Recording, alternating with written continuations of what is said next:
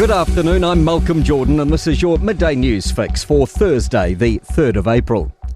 Donald Trump has confirmed sweeping tariffs on almost all goods coming into the United States. He's announced a 10% tariff on most imports, including those from New Zealand. But some countries and goods will be hit much harder, with 25% tariffs on vehicles, 34% on China, and almost 50% on some others. The US president has declared today America's Liberation Day.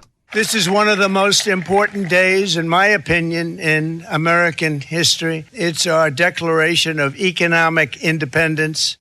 Associate Finance Minister David Seymour says there is always a worry when trading arrangements change, but he says there won't be any panic or knee-jerk reaction from the government. Just going to watch what happens, consider carefully our response, and then engage in a respectful dialogue if necessary.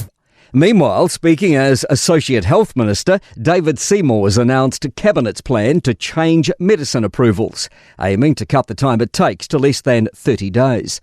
The Medicines Amendment Bill will let a drug already approved in specific overseas jurisdictions get the green light in New Zealand.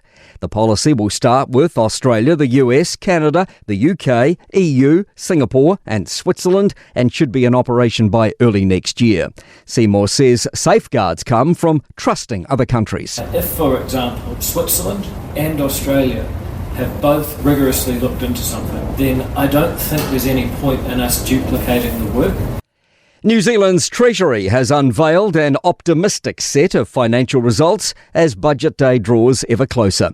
But the Crown's financial statements in the 8 months to the end of February show the government's books are still very much in the red.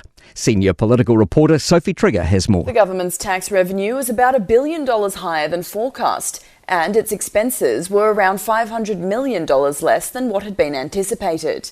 And although the deficit now sits at $6.6 billion, that figure is actually $1.4 billion lower than had been expected.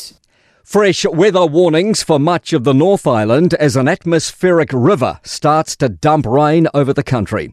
New warnings cover Northland residents who could get up to 200 millimetres of rain in the next 24 hours, and an orange heavy rain warning kicks in for Coromandel Peninsula at 1 a.m. tonight. Jamie Cunningham has more. Warnings already apply for the ranges of Westland District and the Upper South Island until midday tomorrow. Met Service is expecting more than 450 millimetres of rain in some areas. Buller Emergency Management is offering residents sandbags as a preventive measure. To sport, four-time motocross world champion Courtney Duncan's been ruled out of this weekend's opening round in Sardinia with illness. She's been dealing with chest pains and has been diagnosed with pericarditis, swelling and irritation of the tissue around the heart. Premier League football leaders Liverpool have prevailed 1-0 over Everton in the Merseyside derby, restoring their 12-point buffer over Arsenal. And Newcastle's plans to recruit Blackburn Portia Woodman Whitcliffe into League's NRL have been bundled into touch. I'm Malcolm Jordan. That's your latest news fix. We'll be back with the next update at 5 p.m. from the Newstalk ZB newsroom.